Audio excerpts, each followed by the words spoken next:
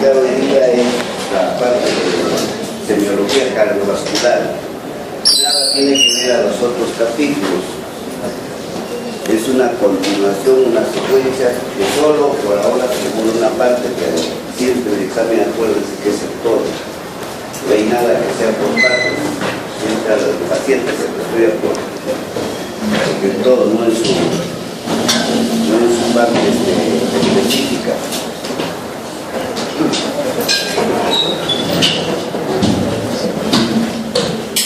Este es un recordaris para que vean cómo es el corazón que está denatando. Son 4 cavidades, 4 válvulas principales muy importantes. En la parte izquierda la válvula mitral, en la parte derecha la válvula tricuspide. En la parte izquierda también tiene la aorta y la mitral, que son las 2 válvulas importantes. Y hay una tercera que es la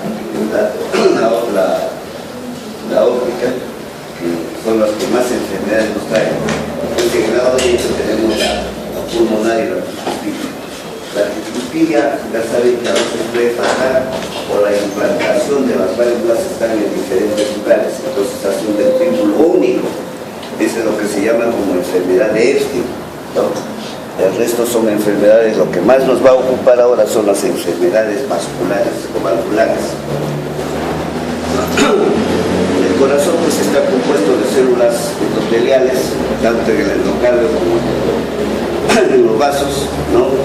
Miocitos, esto ya lo han visto ustedes en la parte de histología, fibroblastos, neuronas, que hay 2 sistemas que regulan el sistema cardiovascular, el simpático y el parasimpático. Eso lo vamos a revisar cuando hagamos la parte de arritmias, ¿no? Y el músculo liso vascular. Estos son los principales componentes del sistema cardiovascular.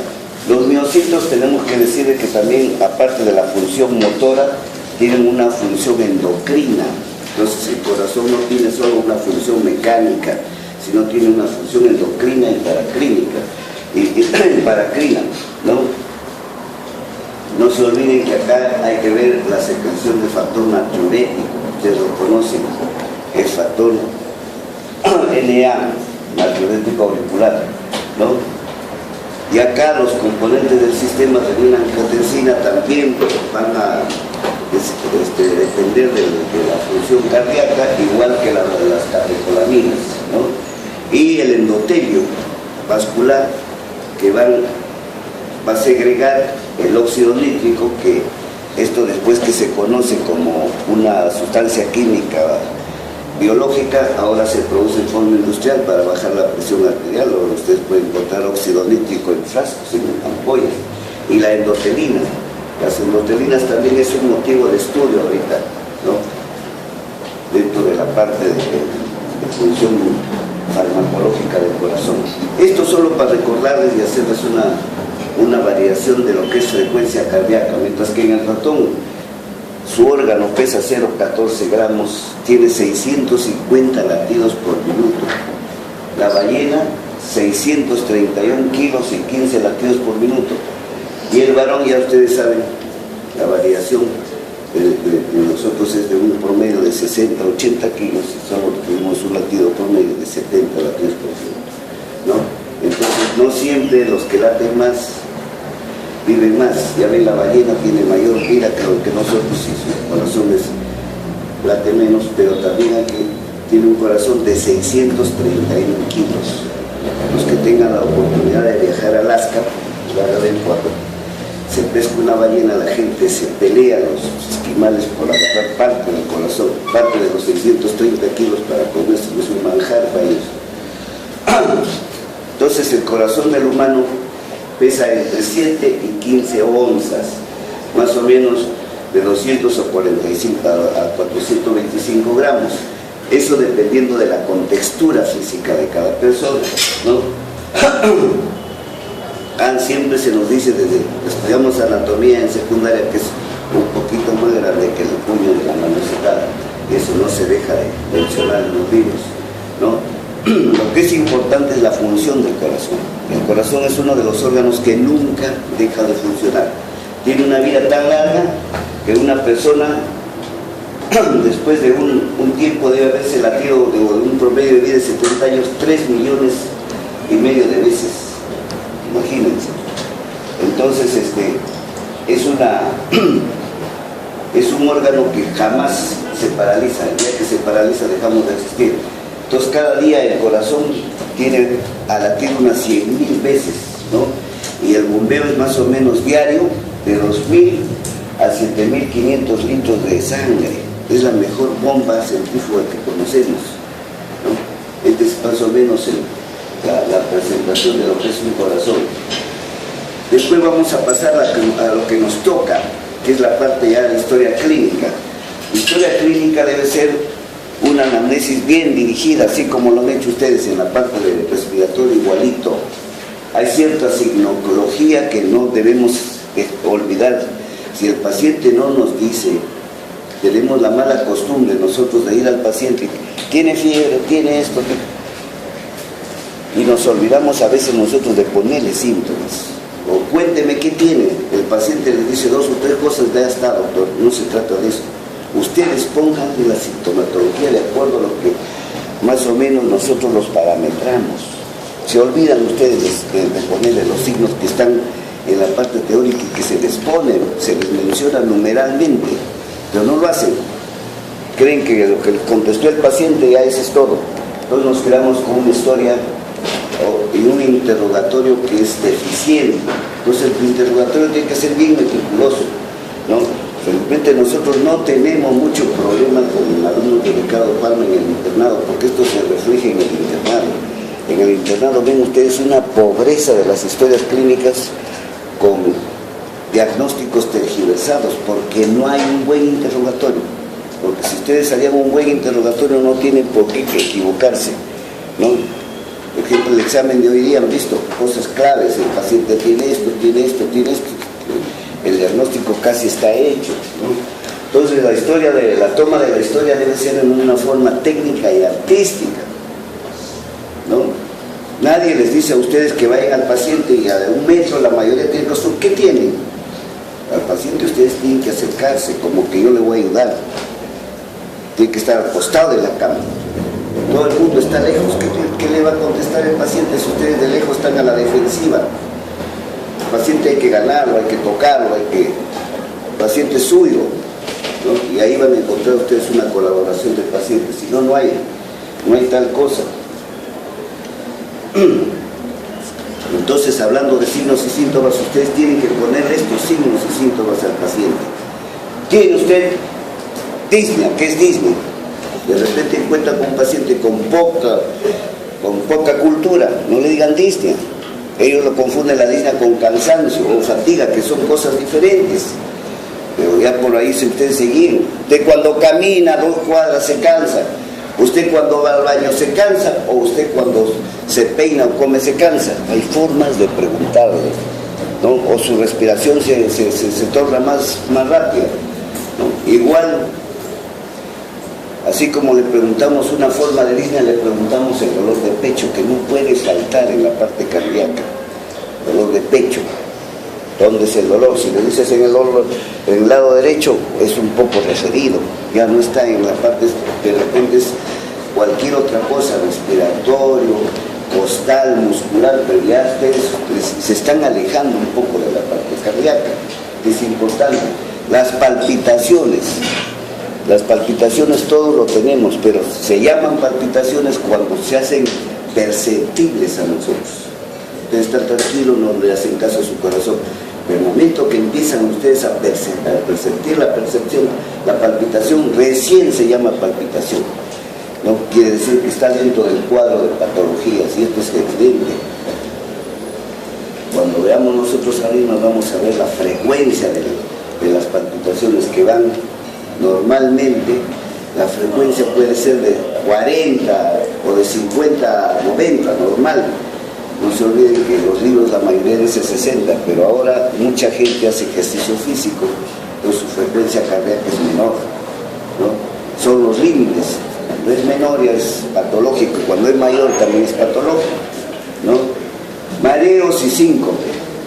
Ya saben que cuando le dicen cefaleas estamos hablando de mareos. Me duele la cabeza, estamos hablando de mareos. Y cuadros sincopales son las pérdidas temporales de conocimiento. ¿Qué se da también dentro de las enfermedades cardiovasculares. Tos, ustedes acaban de hacer tos, por ejemplo, en la parte de respiratorio, como un síntoma secundario que a veces no tiene importancia, ¿no? En cardiología también va a haber tos, porque van a encontrar ustedes que dentro de los signos va a haber crepitantes, ¿no? Y hemoptisis, ustedes dicen, ¿por qué hemoptisis? Y esto es un motivo de problemas, la hemoptisis, porque hay una enfermedad que causa hemoptisis dentro de cardiología y es la única, que cuando hablemos nosotros de estenosis mitral, ahí se van a dar cuenta ustedes que en este caso el paciente va a botar sangre, y no solo va a botar sangre, o esputo de sangre, sino hay pacientes que mueren por sangrados masivos. Eso lo hablaremos cuando nos toque cardiopatía o valvulopatía mitral. Pero este cuadro de hemoptisis es bastante evidente dentro de la parte cardíaca, y es tan evidente que cuando los pacientes llegan a un hospital, sea empleado, obrero o Almenara, 2 de Mayo, donde vayan, se confunde mucho con tuberculosis. Más ahora que la mayoría de internos que son de otras universidades no han aprendido a ocultar un soplo. Entonces nos chocamos con que van los pacientes al pabellón del TBC, van al pabellón del TBC,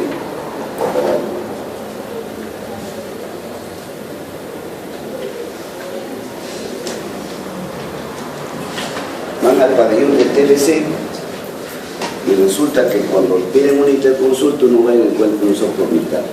Entonces esto es importante. La fatiga no es lo mismo que cansancio. Ya vamos a describir lo que es fatiga, nada tiene que ver con cansancio.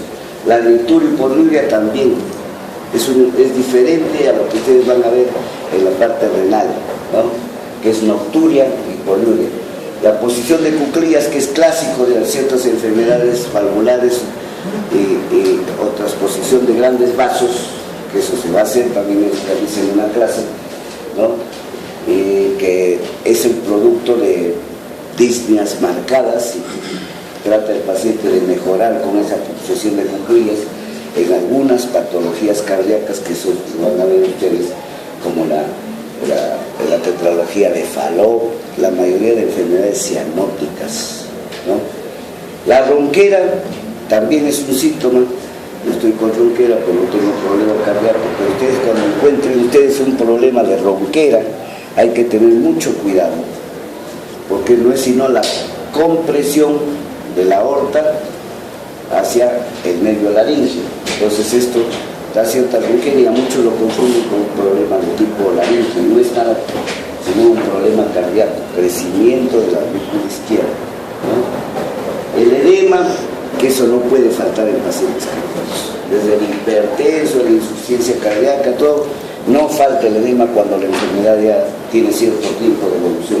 Y la cianosis es característica de la enfermedad cardíaca o de una enfermedad crónica pulmonar. En esto ni hablar, ¿no? Acá no hay mucha vuelta que dar.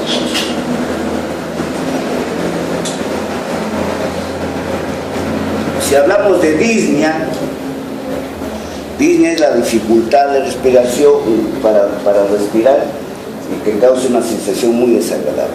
Disnea simplemente ustedes lo pueden definir como la falta de aire, la sed de aire, nada más. No tienen ustedes por qué hacer una definición.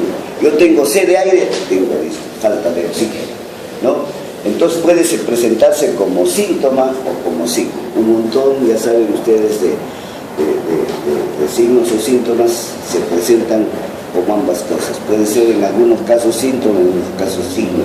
Por ejemplo, la fiebre, se me dice tengo calentura, es un síntoma.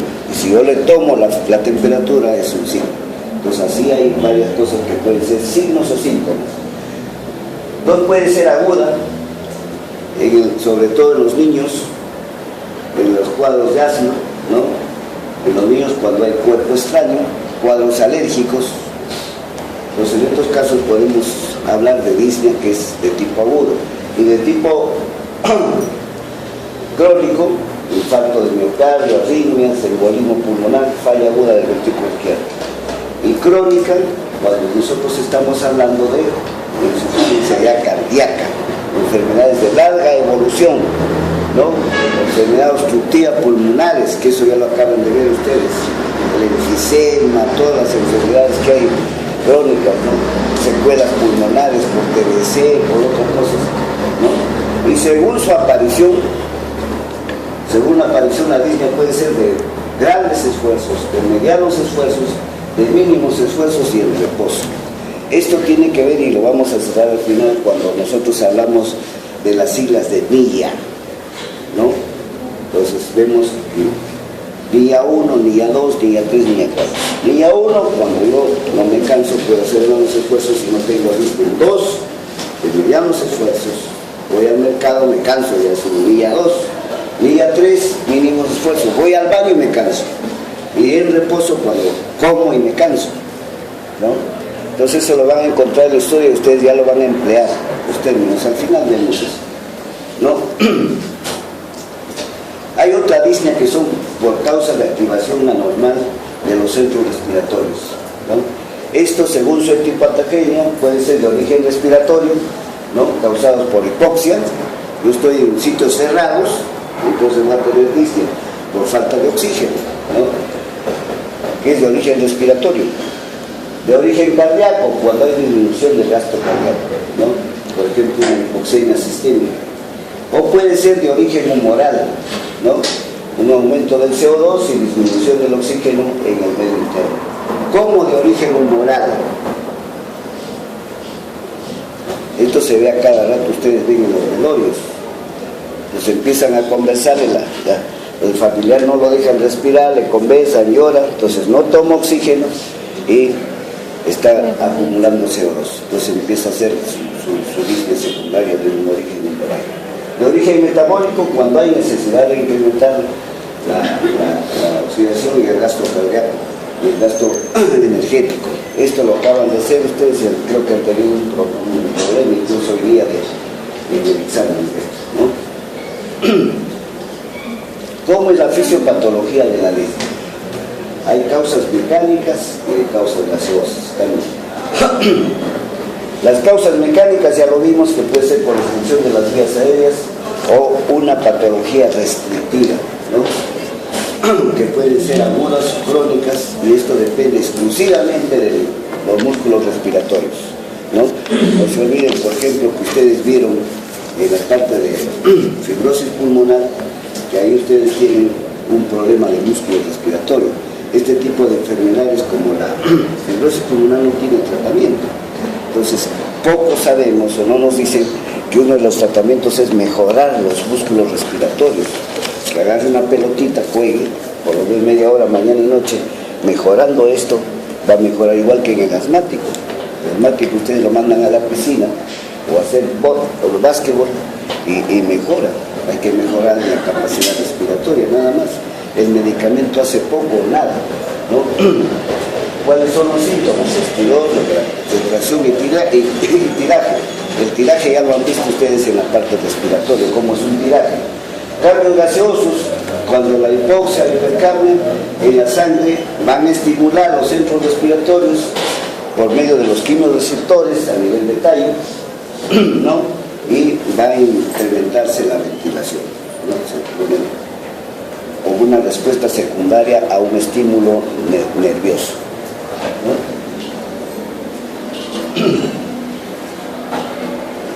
Puede haber trastornos a nivel cerebral también y de la membrana alveolo-capilar, ¿no? A nivel central, cuando el centro,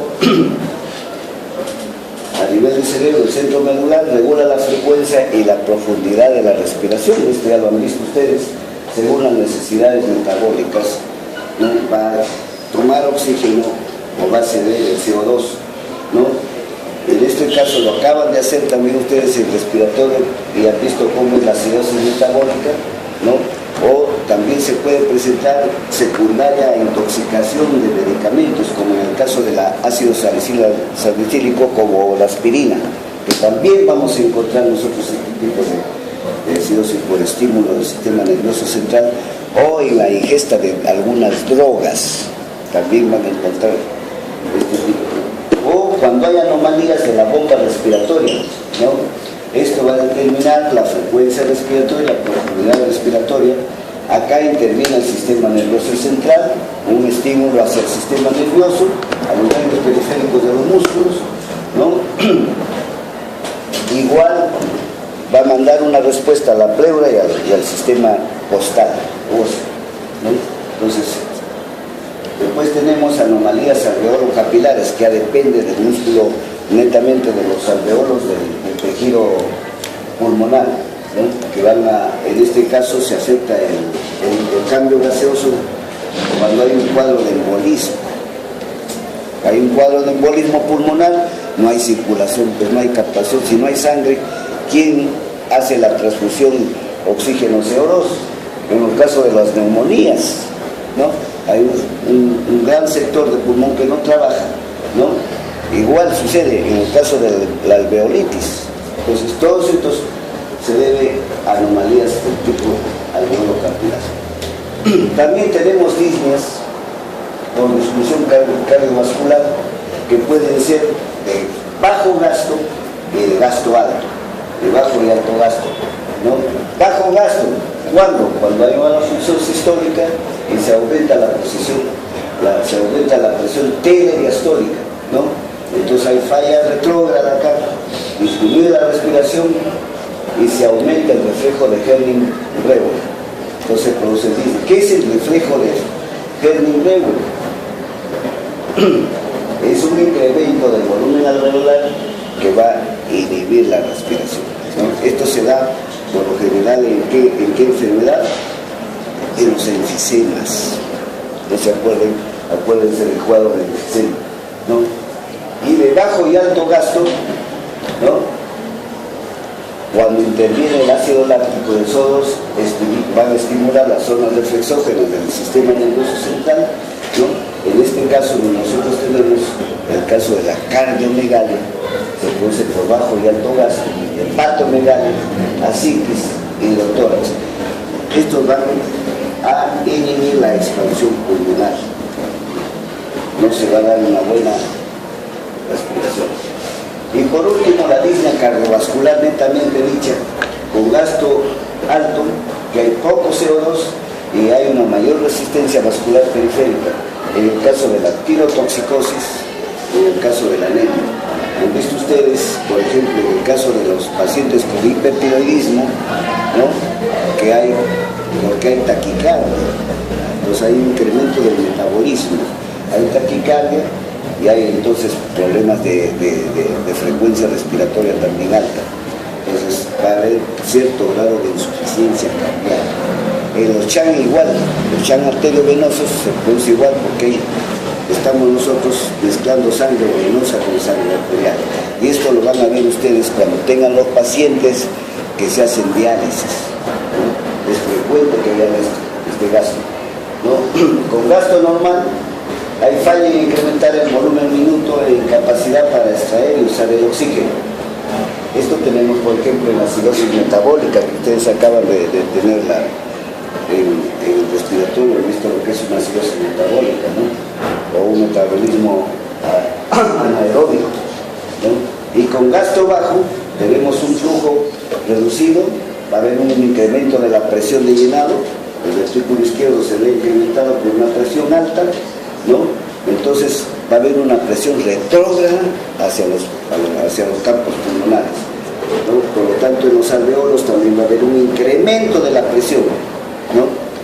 Porque no está pasando sangre, hay obstrucción. Eso lo vamos a hablar bonito en la parte de la estenosis mitral, que es interesantísimo. Esto se da en la insuficiencia cardíaca congestiva, en la insuficiencia mitral severa, en la estenosis mitral también, y en la isquemia o infarto de miocardio, ¿no? Por último, tenemos algunos tipos de disnea clásicos, de decúbito, ¿no? Cuando al acostarse el paciente va a haber un aumento de retorno venoso, ¿no? Entonces es una disnea de decúbito. Esto, el paciente se mejora cuando se levanta un poco o se pone de pie, La ortopnea o pneumonea cuando ocurre en posición supina, ¿no? Y esto, al contrario del otro, se alivia cuando se sienta o se para también. Esto sucede en el infarto, en la insuficiencia vital y en la insuficiencia del ventrículo izquierdo. La trepomnea, eso lo acaban de hacer ustedes. El paciente está en decúbito lateral izquierdo y esto se debe, o es secundario cuando hay derrames a nivel de pleuro, ¿no? O insuficiencia ventricular izquierda también cuando va a producir secundariamente una insuficiencia de ventrículo derecho. El otro sería la disnea paroxística nocturna. Esto lo van a emplear ustedes a cada rato y es motivo de que se acuerden, porque esta preguntita viene a veces hasta en el examen de ENAM lo tomamos, ¿no? Después de 2 horas que se ha acostado el paciente, acuérdense, es una pregunta clásica, ¿no? El paciente se acuesta y después de 2 horas empieza la disnea, ¿no? Es la disnea paroxística nocturna, ¿no? Se alivia cuando se siente el paciente, ¿no? Esto se debe a una disminución del ventrículo izquierdo, cuando hay un edema pulmonar, ¿no? Esta disnea lo van a ustedes a caracterizar porque es ruidosa, es sibilante, hay mucha sibilancia y es húmeda. Ustedes ocultan y va a haber crepitantes, ¿no? Después tienen la platimnia, que es una disnea que se presenta en la posición erecta. La disnea periódica o de distornea, que esto lo acaban de ver ustedes también en el caso de Cheyne-Stokes, ¿no? Pérdida de, hay una respiración periódica y una taquimia progresiva, ¿no? Y esta disnea es causada por insuficiencia cardíaca, hipertensión arterial, ¿no? Y cuando hay edema pulmonar. Esto lo acaban de hacer ustedes en la parte del escritor, no hay problema. Este es para hacerles acordar nomás la disnea que acaban ustedes de escribir de Cheyne-Stokes y la disnea de Kussmaul, ¿no? En la Cheyne-Stokes ya saben ustedes que hay fases periódicas de respiración con ano, y en la respiración de Kussmaul aumenta la frecuencia y la profundidad respiratoria para bajar el CO2. Son 2 cosas bien importantes y características que se dan. Otro de los síntomas importantes, aparte de la disnea que hemos visto, es el dolor torácico. Este dolor torácico no puede faltar y a veces tenemos nosotros molestias intensas, continuas y paroxísticas, que el paciente dice, hay que buscar localización, intensidad, y si no, calma con algo, es importante, ¿no? En esto, por ejemplo, el dolor torácico, hay hospitales que, como significan gastos, sobre todo para los seguros, hoy día más en las clínicas también, no se olviden que la mayoría de clínicas ahora están administradas por los seguros, RIMAC, Pacífico, etc. Ya no hay clínicas privadas de médicos, nos hemos dejado quitar, ¿no? Estamos como en Estados Unidos, la medicina lo manejan los seguros, igual está sucediendo acá, ojalá que no lo manejen los seguros, Seguridad Social y el MINSA, que también piensan darlo como las pistas a los grandes consorcios, ¿no?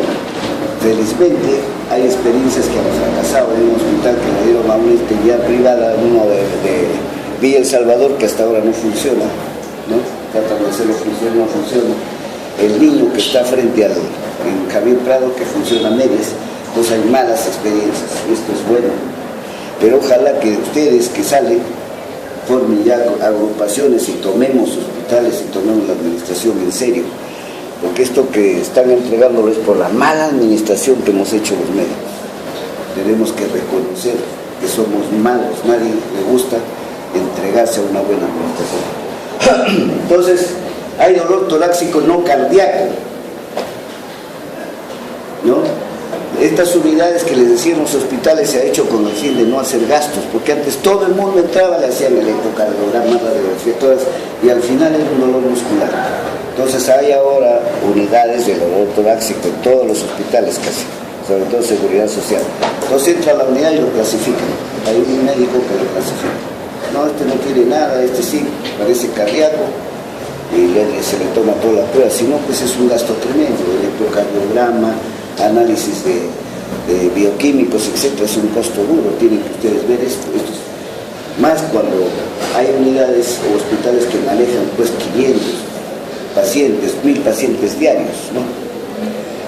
Y en esto no se asusten, porque una vez yo en una clase de maestría decía un profesor, la novedad en los hospitales, la nueva administración debe ser hospitales chicos, de 400, de 500. Yo le creí porque lo decía un docente. Después, leyendo yo en internet, veía que hace 3 años China inauguraba un hospital con 10.000 camas. ¿Qué les parece? Entonces es cuento lo que nos dicen algunos profesores, que los hospitales deben ser chiquitos para poderlos administrar. Es un cuentazo. Entonces el dolor torácico no cardíaco puede venir de pared del tórax. Uno, puede deberse en damas a mamas inflamadas, tumores, paniculitis o mialgias. Esto se nos pasa a veces. Una dama se va y no la examinamos. Si nosotros le hacemos un examen de mama minucioso con todo respeto, vamos a detectar cualquier problema de ese tipo. No se olviden que algunos solo tocan con el dedo de miedo. Si ustedes lo hacen con respeto, no hay problema. Hagan la palpación, hagan la percusión, nos olvidamos de hacer cosas, ¿no? De repente es muscular, de repente es un problema óseo, ¿no? O puede ser en personas adultas herpes zóster. Nadie examina. Hay algunos profesores que tienen la mala costumbre, y ustedes lo van a ver a cada rato, de examinar encima de la chompa de la camisa. Es una mala costumbre. No se acostumbren a las malas cosas. El examen se hace en piel. Ustedes son médicos, tienen que hacerlo directamente y revisar. Ustedes le levantan la camisa a un paciente que viene con un dolor intenso y de este lado de repente, y le ven una lesión en todo, que sigue los arcos costales. No es otra cosa que herpes zóster. O pueden ser fracturas costales. Y ustedes encuentran fracturas a cualquier edad. A mí me mandaron para una paciente 21 años, mujer. Lo había visto su ginecólogo, lo vio el internista, le dijo, habla al cardiólogo, puedes tener algún problema cardíaco. Yo le empiezo a hacer el examen y acá le dolía. El electro, ya le había hecho gastar electro, todo normal, porque el paciente antes de ingresar al consultorio le toma su electro. Entonces le mando nomás una placa de tórax, tenía una fractura. Era una fractura patológica, tuve que regresar al ginecólogo con una nota. Su paciente tiene un cáncer de cervix, la chica tenía un cáncer de ovario, imagínense. Entonces, hay cosas así que se les puede pasar, y esto no debe pasarles a ustedes ya conocen la parte teórica, y la parte teórica le dice que no descartar fracturas costales, que puede ser, y no es problema de dolor torácico, sino otra patología, o inflamación de cartílagos a veces, pacientes que hacen fuerza, nunca han hecho fuerza en su una chica que estudia en Ricardo Palma y la abuelita lo obliga a cargar una bolsa de 2 kilos del mercado y se agotó el músculo. Entonces hay que evitar eso. Se da eso cada rato, o alguien que se pone a empujar un carro, es una fuerza. Entonces hay problemas de ese tipo. Puede haber problemas de la pleura, ¿no? Puede haber problemas de pleura, de pulmón o mediastino, ¿no? Puede haber la traqueobronquitis, cuerpos extraños que se dan a cada rato, ¿no? Problemas en el abdomen también un 15%, hay hernias del hiato esofágico por la ubicación alta, van a simular dolores torácicos cardíacos, y de repente su hernia del hiato esofágico. Aerofagias, esas personas que les gusta conversar mucho comiendo, tragan más aire de lo normal, más aire que comida, están con un dolor tremendo a nivel precordial. Las úlceras de la pequeña curvatura gástrica, o pancreatitis agudas, que se confunden incluso en el electro, dan ciertos desniveles y nos confunden con problemas cardíacos. Es importante esto, ¿no? Y hay otras de origen nervioso.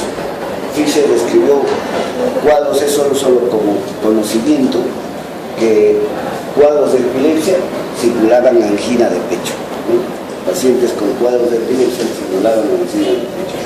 O puede ser el dolor torácico psicógeno, acá todavía no está corregido, ¿no? Que son los falsos cardíacos de diferente origen. Antes se decía en los libros de origen femenino, porque la mujer sufría mucho de la presión masculina, pero ahora no. Ahora se presentan más de origen masculino como falsos cardíacos por problemas psicógenos, ¿no? La esposa lo controla demasiado, le quita el celular, quiere ver el WhatsApp y empieza a dolerle el pecho. Entonces son problemas ya que se producen, ha cambiado mucho el mundo ahora, ¿no? Son de origen neurótico, ¿no? Por estrés, libertad. ¿Cuántos ustedes después de haber dado el examen salen con dolor torácico también, ¿no? No se olviden que el embarazo, la platamenia y el hipertiroidismo por dilatación también van a producir problemas de dolor cardíaco. Hay un dolor cardíaco no primitivo y un dolor torácico cardíaco primitivo. El dolor torácico cardíaco no primitivo van a encontrar ustedes en la hipertensión arterial, en la obesidad, en la diabetes y en la policitemia. La policitemia no es otra cosa que un acomodo del sistema cardiovascular en incrementar por la falta de oxígeno que hay en las grandes alturas. El corazón crece e incrementa su hemoglobina. Entonces, un paciente, ustedes con policitemia lo encuentran con hemoglobinas de 18, 20 o 22. Pero eso es en altura. ¿Para qué? Para captar más oxígeno. Porque ustedes van a Huancayo, van a Cerro de Pasco, no hay oxígeno, ¿no? Al contrario, ustedes, voy a Huancayo o a Cerro de Pasco a tomar aire puro. Dice, ¿qué aire puro? Aire más tóxico, ¿no? Entonces, no hay oxígeno, entonces se incrementa la capacidad cardíaca, se incrementa el corazón y la sangre se va a la hemoglobina 20-22. Si ese paciente baja acá, para ustedes es una policitemia, porque el paciente baja a Lima y empieza a cansarse. Si va a vivir en Lima, ustedes no lo van a dejar. Entonces, ¿cuál es el tratamiento? Sacarle una unidad hoy día y lo botan porque esta sangre no sirve, lo botan al chorro de agua. En 15 días, si ha bajado 17, 18, lo dejan. Si no, si ha mejorado también su clínica, si no, hay que sacarle otra unidad. Y ese es el único tratamiento, eso lo pueden hacer ustedes sin ningún problema, tomando frecuencia respiratoria y presión. Se acabó. Controles que lo pueden hacer cualquiera de nosotros, está en condiciones de hacer este tratamiento, ¿no? Y el dolor torácico cardíaco primitivo, que se da por enfermedad no coronaria. ¿En qué casos? Cuando hay problemas del pericardio. No se olviden que el pericardio sufre por problemas que pueden ser virales o infecciosos de pericarditis. Eso cuando se haga pericarditis a varenos. Problemas de miocardio, esfuerzos exagerados. Yo no estoy acostumbrado a empujar un carro, me ponen a empujar un carro y después me va a doler el corazón, ¿no? Por exceso de fuerza. O se pueden ustedes, nadie está acostumbrado de nosotros a levantar una bolsa de cemento y queremos hacerlo en determinado momento. Tenemos que ser cautos. Nos puede dar esto, un problema por esfuerzo exagerado. Cuadros inflamatorios, por arritmias, dentro de estas las extrasístoles pueden causar también dolor cardíaco, ¿no? Distensión brusca va a haber una distensión brusca de las cavidades también por golpes o traumatismos. Es importante, ¿no? Y la enfermedad puede ser coronaria en el caso de insuficiencia coronaria aguda o insuficiencia coronaria crónica. Y causas vasculares cuando depende de la aorta, cuando depende de la arteria pulmonar o de las dos venas cavas. Esto sería lo más importante del dolor torácico. Otro de los síntomas importantes, tenemos las palpitaciones, que les decía que es la percepción de los latidos cardíacos. Cuando nosotros percibimos nuestros latidos cardíacos, decimos que hay palpitaciones, ¿no? Y esto lo vamos a sentir no solo en todas, sino a veces en el cuello, en latidos exagerados. Puede ser secundario a un esfuerzo, después de un ejercicio, puede ser por insuficiencia cardíaca congestiva, infarto miocardio o cuadros de angina. El único tratamiento acá es reposo. Y si es insuficiencia cardíaca, pues tratamiento de la enfermedad, ¿no? O puede ser por arritmias, extrasístoles por causas como la taquicardia paroxística, La taquicardia paroxística cuando la frecuencia cardíaca es mayor de 150. Ustedes tienen frecuencia, o el paciente tiene una frecuencia de 200, 250, no la cuenta. Así esté en su cama durmiendo, se levanta y busca un taxi y se va al hospital a buscar, porque es desesperante tener una frecuencia de esos. No lo repite jamás. Sale desesperado porque siente que se muere. Esto requiere tratamiento inmediato, o tratamiento farmacológico, o tratamiento de despolarización mediante corriente eléctrica, ¿no? Los famosos shocks eléctricos serán en estos casos, frente a una frecuencia de 250. Y siempre que dé un choque eléctrico, el paciente tiene que estar anestesiado. No vaya a ser que usted llegue y venga al aparato 200 de frecuencia y se van y lo chocan y lo matan, pero lo matan por el exceso de corriente, ¿no? Entonces estos pacientes tienen que estar, para resistir esta corriente eléctrica, llamar al anestesiólogo con un poco de anestesia. A veces nadie les dice y de frente lo hacen, como aquellos que yo tuve un alumno, un interno, que dice, el residente de flujo dice, anda, sácale líquido al paciente tal, va y le saca en el lado derecho, pone la aguja, está saliendo sangre, dice, no salía, tenía una hepatomegalia tremenda, le entró el hígado, el paciente al siguiente día falleció. Entonces hay que tener cuidado. El único lugar para sacar un líquido del abdomen es el lado izquierdo, punto de tórax con la fosa, con la apófisis.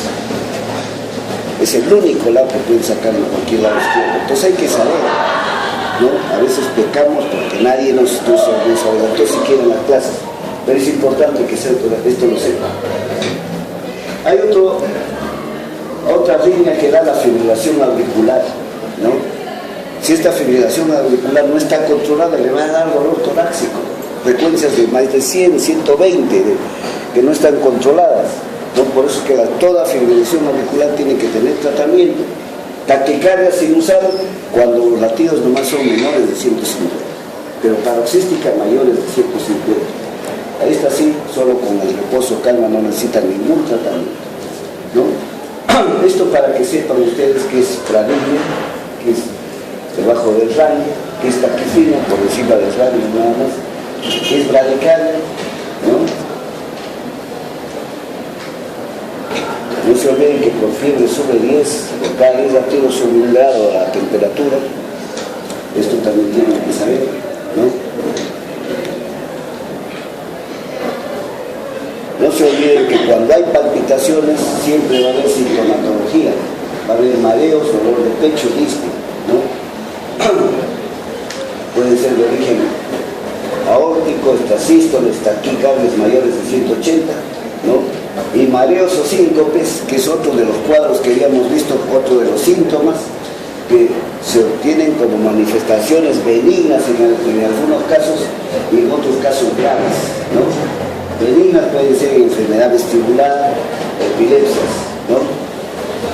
En el corazón vamos a ver nosotros por arritmias, que va a haber también mareo síncope, por paro cardíaco, por estrés intensa con bajo gasto, por estenosis aórtica, por tetralogía de Fallot, que es congénita, por síncope del seno carotídeo, por estenosis pulmonar, por hipertensión pulmonar primaria. Las hipertensiones pulmonar primaria es diferente a la hipertensión pulmonar secundaria que a enfermedades. Esta hipertensión pulmonar primaria es un capítulo aparte, es una enfermedad de tipo congénito. Y esto se produce cuando ustedes se encuentran en una hipertensión pulmonar primaria, se produce en familias. Si lo tiene una hermana, segurito que al año lo va a tener el hermano y hay que revisar a todos los hermanos porque se van en familia, en fila se van al cementerio, porque tiene un proceso nomás de evolución. Una vez que apareció la línea por hipertensión, se van, ¿no? Hay que tener cuidado. Esto es hipertensión pulmonar primaria, cuando toquen es un capítulo especial, ¿no? Y el bloqueo de rama, bloqueo de tercer grado, bloqueo completo de tercer grado, que estos casos son bloqueos que ya lo vamos a ver nosotros en su momento de arritmias, que por lo general estén en personas de tercera edad. ¿No? Ustedes al abuelito tienen que tener cuidado. Nadie de ustedes le toma la presión a los abuelitos teniendo los equipos. Lo guardan para que lo exhiban, o los compran para exhibir. vayan, auscúltense ustedes para que puedan auscultar a los pacientes. Tómenle la presión al papá, a la mamá, de repente encuentran un hipertenso en la familia, encuentran al abuelito con frecuencia cardíaca menos de 40, ya está con un bloqueo de tercer grado, ¿no? Y lo mandan a comprar pan en la mañana y ya no regresa. Hizo su paro por ahí, su síncope y ya no regresa, ¿no? Frecuencias muy bajas que hacen. Es un bloqueo de tercer grado. Y si tienen esto, se trata con un marcapaso, ¿no? Es la única solución. Y tos y hemoptisis que les decía antes, ya les había adelantado que se presentan en estenosis hospital. En edema pulmonar agudo no es tanto, es solo esputo hemotóico, no es como en el caso de estenosis mitral, ¿no? Va a haber una tos frecuente, también cuando hay crecimiento del aurículo izquierdo, ya les dije por qué. Crece la aurícula izquierda por estenosis mitral y va a haber un aumento y va a producir tos y va a producir cuadros de ronquera, ¿no? Y esto también puede verse secundariamente a la presencia de tumores mediastinales. Desde antes les había dicho cuando mencionábamos fatiga que nada tiene que ver fatiga con cansancio. Y es así. Miren lo que dice la teoría. La teoría dice síntoma difícil de evaluar. Nada tiene que ver con cansancio. Eso usamos fatiga así a grandes cosas, hasta con fatiga. Pero es que cuando hay discusión de historia clínica, ustedes van a ver que va a haber correcciones ahí, ¿no? Esto indica, la fatiga indica un gasto cardíaco bajo, cuando hay astenia neurocirculatoria, ¿no? Esto se da en el síndrome de Acosta, neurológico, o va a acompañar a cardiopatías de tipo crónico. Cuando hay fatiga en un paciente, ya estoy pensando en una cardiopatía de tipo crónico de larga evolución, más de 4 o 5 años. Entonces, hablar de fatiga tienen que tener mucho cuidado. No es así nomás. Igual decíamos en nocturia y poliuria. Esto no es nocturia, sino nicturia y poliuria. Nicturia es un síntoma temprano de incremento de la presión en la aurícula izquierda, ¿no? Y esto se da cuando hay insuficiencia del ventrículo izquierdo, cuando está insuficiente. Esto lo vamos a tener nosotros en estenosis mitral, ¿no? El mecanismo hasta ahora es desconocido. Así es que si alguien de ustedes se dedica a hacer un estudio de esto, ya lo puede ir descubriendo por qué se da. De repente el factor natriurético está elevado, pero hay que hacer algunos análisis que todavía no lo han hecho, ¿no? Solo conocemos el santo, pero no la causa, ¿no? Posición de cuclillas, esto sí, ¿no? Es un signo clásico de los enfermos de tetralogía de Fallot. Presionan el diafragma con el fin de mejorar su cuadro de vista. La tetralogía de Fallot, no se olviden que es una enfermedad cardíaca con múltiples cabalgación de la aorta, CIB, etc. Tiene muchos efectos que hacen en el corazón. Es una enfermedad cianótica congénita, ¿no? Y la ronquera. Las ronqueras que se da en pacientes cuando hay crecimiento de aurícula izquierda. Si un paciente está con ronquera y no ha tenido un problema anterior de garganta y desde cierta edad, acuérdense que es un crecimiento de aurícula izquierda.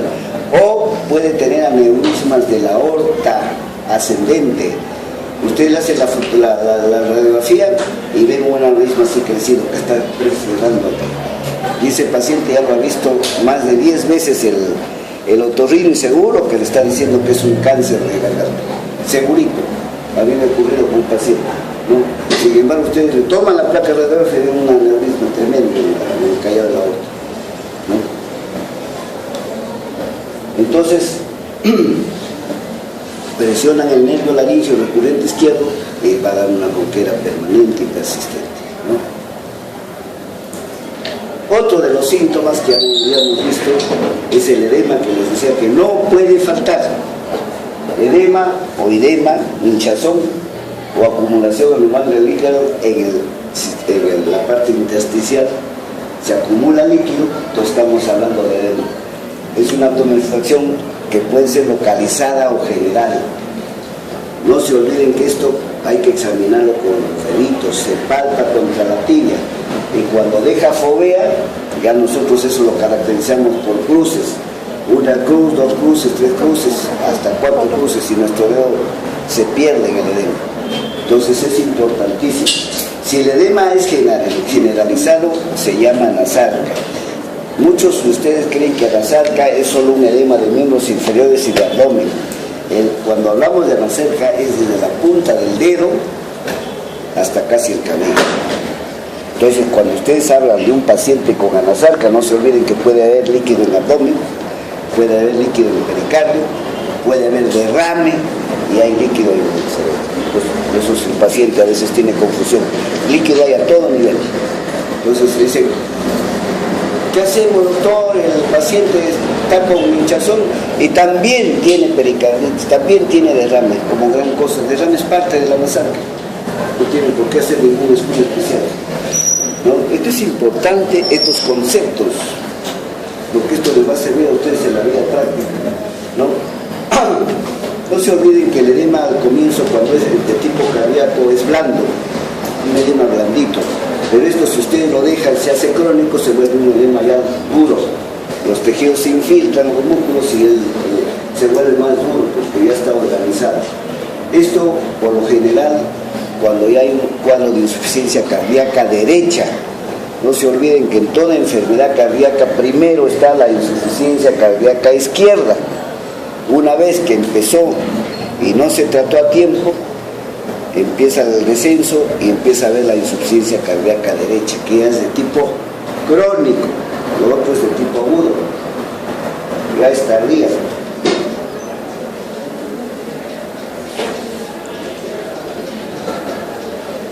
Bueno, estas son algunas características que tiene localizada, difusa, de origen. Si es de origen venoso, nosotros vamos a ver, es otra cosa que nos confunde.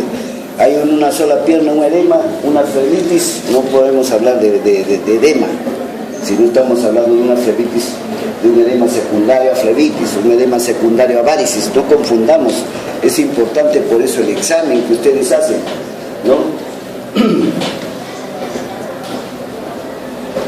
No se olviden que hasta la coloración de este edema varía, porque en la piel, por falta de circulación, va a dar un edema azulado, ¿no? Por la obstrucción mecánica que hay, ¿no? Por varicis van a encontrar un edema frío por fovea, o puede ser por tromboflebitis, que ahora últimamente estamos viendo bastante casos de tromboflebitis, ¿no? Es inflamatorio, doloroso, que hay color, rubor. Nosotros en este año hasta ahora hemos recibido, no es por exagerar, en el hospital y otros hospitales deben decir igual, de provincias y uno de María Auxiliadora, casos de tromboflebitis que han perdido la pierna, porque llegan después de 24 horas, ya no se puede hacer nada. Esos pacientes, si lo mandarían dentro del término, cuando hay tromboflebitis, se le lanza un catéter, se abre la femoral, se lanza un catéter que no es sino una cuerda de plástico, sino una cuerda de acero, como el de la bicicleta del freno, igualito, en la punta tiene una bolita, se lanza y se permeabiliza la arteria. Es facilito, lo hace el cirujano de tórax, no es otra cosa que eso. Se corta, meten hasta el fondo y salen los coágulos. Salvada la pierna.